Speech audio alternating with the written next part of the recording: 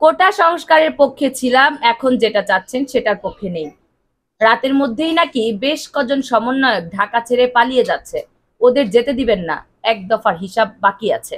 ছাত্র আন্দোলনের সমন্বয়ক সার্জিসের বাসা থেকে 1 কোটি টাকা পাওয়া গেছে, এই ধরনের নানা গুজব সারা রাত ধরে ফেসবুকে ঘোরাফেরা করছে, যা সকাল হতেই কিছুটা কমে এসেছে। জুলাই মাসের প্রথম সপ্তাহে সরকারি চাকরিতে কোটা সংস্কারের দাবিতে আন্দোলন শুরু করে শিক্ষার্থীরা। ঢাকা বিশ্ববিদ্যালয় থেকে শুরু হয় এই আন্দোলন আস্তে আস্তে ছড়িয়ে পড়ে দেশের প্রতিটি সরকারি বেসরকারি বিদ্যালয় কলেজে। এরপর আন্দোলনের শিক্ষার্থীদের উপর হামলা, মৃত্যু, গ্রেপ্তারে বদলে গেছে আন্দোলনের ধরন ও কর্মসূচি। সবশেষ ৩রা আগস্ট শনিবার কেন্দ্রীয় শহীদ মিনার থেকে সরকার পদত্যাগের এক দফা দাবি ঘোষণা করেছে বৈষম্য বিরোধী ছাত্র আন্দোলন। এদিন রাজধানী কেন্দ্রীয় শহীদ মিনারে হাজার হাজার মানুষের সমাবেশে বৈষম্য বিরোধী ছাত্র আন্দোলনের পক্ষ থেকে সমন্বয়ক নাহিদ ইসলাম এ ঘোষণা দেন। এরপর সেখান থেকে মিছিল নিয়ে শিক্ষার্থীরা অবস্থান করে শাহবাগে। ৪ আগস্ট রোববার অসহযোগ আন্দোলনের ঘোষণা দিয়ে রাত ৯টার দিকে শাহবাগ ছাড়েন শিক্ষার্থীরা। তবে আন্দোলন নিয়ে বিভিন্ন ধরনের মিথ্যা গল্প, গুজব, অসত্য তথ্য ছড়াতে থাকে সামাজিক যোগাযোগ মাধ্যমে ফেসবুক জুড়ে। শনিবার রাতে সামাজিক যোগাযোগ মাধ্যম ফেসবুকে শিক্ষার্থীদের রাতভর শাহবাগ, ঢাকা বিশ্ববিদ্যালয়ের টিএসসিতে অবস্থান, শাহবাগে অবস্থান, আন্দোলনকারীদের টাকা সহ গ্রেপ্তার ছাড়াও অনেক গুজব প্রচার হয়েছে। পাশাপাশি আওয়ামী লীগ ও ছাত্রলীগের নেতাকর্মীদের ফেসবুক পোস্টে অবস্থানরত শিক্ষার্থীদের 7 মিনিটে পরিষ্কার এর পোস্টও দেখা যায়। তবে বাস্তবে এগুলোর কোনো সত্যতা মেলেনি। গুজব নাম্বার 1, শাহবাগ ও টিএসসিতে সারা রাত শিক্ষার্থীদের অবস্থান, এমন গুজব ছিল ফেসবুক জুড়ে। সরকারের পদত্যাগের দাবিতে শনিবার সন্ধ্যার পরপর রাজধানী শাহবাগ এলাকায় অবস্থান করে মিছিল ও স্লোগান দেয় শিক্ষার্থীরা।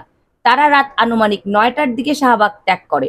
তবে রাতভর গুজব চলে শিক্ষার্থীরা শাহবাগ ও টিএসসিতে অবস্থান করছেন, সরকারের পদত্যাগের পর তারা ঘরে ফিরবে। এমন পোস্ট দেখার পর রাত 3টার দিকে শাহবাগ ও টিএসসিতে গিয়ে কোনো জমায়েত দেখা যায়নি। গুজব নাম্বার 2, সমন্বয়ক সার্জিসের বাসা থেকে 2 কোটি টাকা উদ্ধার। রাতে বেশ কয়েকটি ফেসবুক গ্রুপে ও আওয়ামী লীগ, ছাত্রলীগ নেতার ফেসবুক আইডিতে কয়েকটি 1000 টাকার বান্ডিলের ছবি পোস্ট করা হয়। সেখানে লেখা হয়, কোটা সংস্কারের দাবিতে আন্দোলন করা সার্জিসের বাসা থেকে 2 কোটি টাকা উদ্ধার করেছে র‍্যাব 10। তবে যাচাই করে দেখা যায় যে ছবিটি পোস্ট দেওয়া হয়েছে সেটি কয়েকদিন আগে এক তরুণী একটি গ্রুপে পোস্ট দেন। পোস্টে লেখা ছিল, আব্বুর পেনশনের টাকা ব্যাংক থেকে উঠিয়ে আনলাম। এছাড়াও র‍্যাবও এমন কোনো অভিযানের কথা নিশ্চিত করেনি। গুজব নাম্বার 3, তারকা ও ইউটিউবারদের ছবি দিয়ে ভুয়া পোস্ট। সামাজিক যোগাযোগ মাধ্যমে শনিবার রাতভর দেশের পরিচিত ইউটিউবার, ইনফ্লুয়েন্সার ও অভিনেতাদের নামে ছবি সহ ভুয়া পোস্ট করা হয়। অভিনেতা চঞ্চল চৌধুরী, মোশাররফ করিম, ভারতীয় অভিনেতা শাহরুখ খান, অভিনেত্রী কাজলের ছবি দিয়ে পোস্ট করা হয়।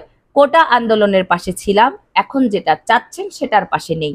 10 মিনিট স্কুলের প্রতিষ্ঠাতা আয়মান সাদিক ও ইউটিউবার রাফসান্দা ছোট ভাইয়ের ছবি দিয়েও একই কথা পোস্ট করা হয়। তবে তাদের ভেরিফাইড ফেসবুক আইডিতে গিয়ে এ ধরনের কোনো পোস্ট দেখা যায়নি। গুজব নাম্বার 4, রাতেই দেশ ছাড়ছেন কোটা আন্দোলনের সমন্বয়করা। বেশ কয়েকটি গ্রুপে পোস্ট দেওয়া হয়, রাতের মধ্যে দেশ ছাড়ছেন কোটা আন্দোলনকারী বৈষম্য বিরোধী ছাত্র আন্দোলনের সমন্বয়করা। তাদের দেশ ছাড়তে দেবেন না, এক দফার হিসাব বাকি আছে। তবে বিমানবন্দর কর্তৃপক্ষের সঙ্গে কথা বলে এমন কোনো তথ্য পাওয়া যায়নি। ফ্যাক্ট চেকাররা বলছেন, শনিবার রাতভর গুজবের রাত ছিল, তবে কোনো গুজবেরই সত্যতা পাননি তারা।